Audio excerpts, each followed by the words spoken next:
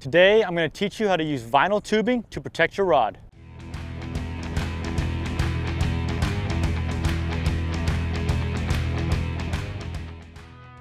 Step 1, when to use vinyl tubing. You want to use vinyl tubing when you're using heavy drag, when you're targeting large fish, and when you're fishing from a pier, boat, or bridge. The tube protects your rod from getting scratched, and it also protects the boat from getting scratched. Step 2, materials needed. You will need 1 1/4 inch vinyl tubing, snips, and zip ties. Step 3, measurements. You want to measure the vinyl tube from the foregrip of your rod through the first several guides. The more guides, the better. Step 4, cutting. First, cut the vinyl tube to match the length of your rod measurement. Next, you're going to cut down the middle of the tube as straight as possible. This will open the tube and allow it to slip onto the rod.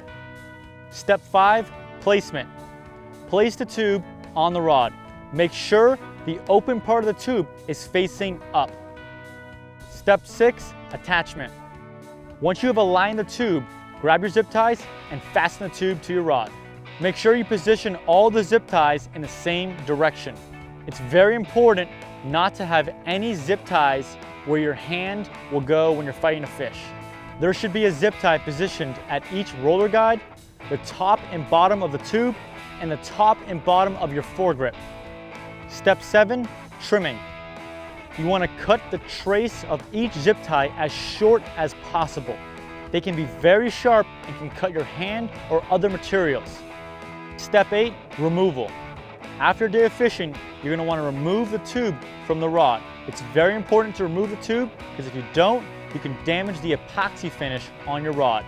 When you remove the tube, wash down both your rod and the tube.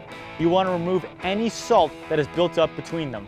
Stay tuned for more tips from BlacktipH.